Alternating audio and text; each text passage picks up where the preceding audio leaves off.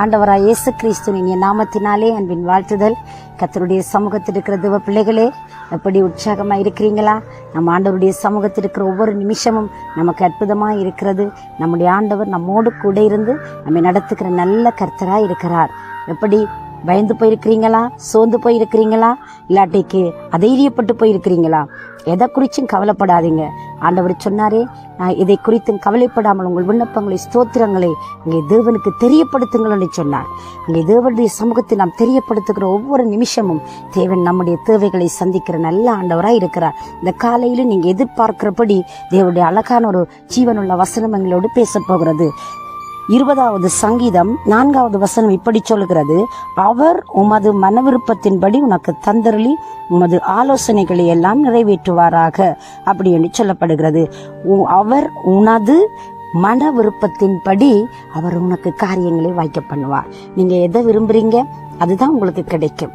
எதை நீங்க வாஞ்சிக்கிறீங்க அந்த காரியங்களை தேவன் கைகூடி வர பண்ண அவர் வல்லமை உள்ள தெய்வமாயிருக்கிறார்.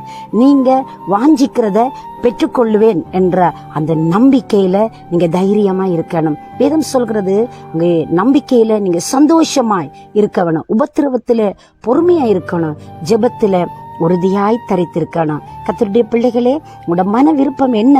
இதனால அநேக விடயங்களை குறித்து நீங்க ஆசைப்படலாம், விரும்பலாம். ஆனா தேவனுக்கு சித்தமானது அவருடைய கையினால் வாய்க்கும்.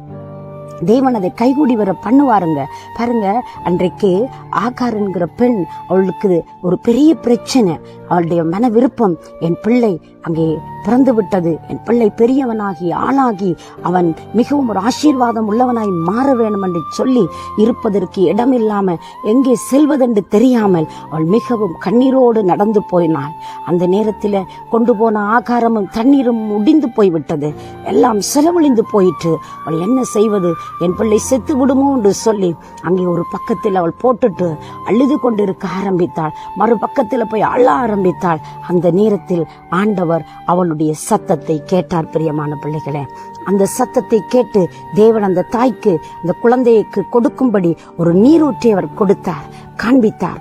அதிலிருந்து அவள் தண்ணீரை மெண்டு கொடுத்து அவர்கள் சந்தோஷமாய் அந்த பிள்ளையை அவள் வளர்த்தாள். அது மட்டுமல்ல, அவன் ஒரு பெரிய மனிதனாய், ஒரு ஆசீர்வாதம் உள்ள மனிதனாய் மாறினான். அவனுடைய வாழ்க்கை ஒரு ஆசீர்வாதம் உள்ளதாய் மாறியது.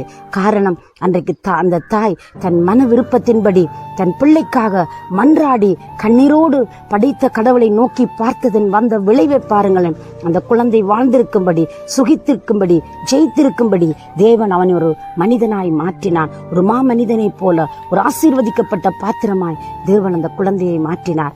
இன்றைக்கும் அதே தேவன் உங்களுடைய பிள்ளைகளுடைய வாழ்க்கையை அங்கே அமைத்துக் கொடுப்பதற்கும், உங்களுடைய பிள்ளைகளுடைய வாழ்க்கை ஒரு ஈடேற்றத்தை கொண்டு வருவதற்கும், உங்களுடைய பிள்ளைகளுடைய வாழ்க்கை ஒரு செழிப்பை கொண்டு வருவதற்கும் தேவன் வல்லமை உள்ளவராயிருக்கிறார். எத்தனை பேர் அந்த மன விருப்பத்தை தெய்வத்திடத்தில் சொல்ல போறீங்க?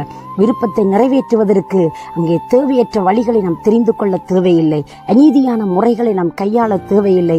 நேர்மையும் உண்மையும் உத்தமமும் தெய்வத்துக்கு பிரியவுமான வழிகளிலே நடந்து நாம் அவரை பற்றிக்கொள்கிற பொழுது நீங்கள் நினைப்பதற்கும் எண்ணுவதற்கும் அதிகமான அற்புதத்தை செய்கிறவர் படைத்த கடவுள் உங்களோட வாழ்க்கையில் ஒரு நோக்கம் வைத்திருக்கிறார், ஒரு திட்டம், சித்தம் வைத்திருக்கிறார். அவர் நிச்சயமாய் நிறைவேற்றி கொடுப்பார். உங்கள் மன விருப்பத்தை தேவனிடத்தில் தெரியப்படுத்துங்கள். உங்கள் விண்ணப்பங்களை ஸ்தோத்திரத்தோடு கூடிய ஜெபத்தினால், வேண்டுதலினால் அவருக்கு தெரியப்படுத்துங்கள் என்று சொல்லப்படுகிறது. உங்கள் ஜெபத்தை கேட்கிற ஆண்டவர். அதுதான் அழகாய் சங்கீதக்காரன் தாவீது இப்படி சொல்லுகிறார், மாம்சமான யாவரின் ஜெபத்தை கேட்கிற தேவன் என்று அவர் அறிமுகப்படுத்துகிறார். இன்றைக்கு என்னுடைய உங்களுடைய ஜெபத்தை கேட்டு இந்நாள் வரை நம்மை வாழ வைத்த கடவுள், இந்நாள் வரை நம்மை போஷித்து உடுத்துவித்து நம்மை காத்த கருணை கடல், இன்றைக்கும் அவர் மாறாமல் மறவாமல் இருக்கிறார். உங்களுக்கு ஒரு அற்புதம் செய்வார். மன விருப்பத்தின்படி செய்து உங்களை ஒரு கனமுள்ள மனிதர்களாய் மாற்றுவதற்கு ஆலோசனை கொடுக்க அவர் வல்லமை உள்ளவராய் நடக்கிறார். அன்பு பிள்ளைகளே, நீங்கள் ஆலோசனையை கேளுங்கள். இந்த வேத ஆலோசனை, தெய்வத்துடைய சத்தத்தினால் வரும் ஆலோசனை,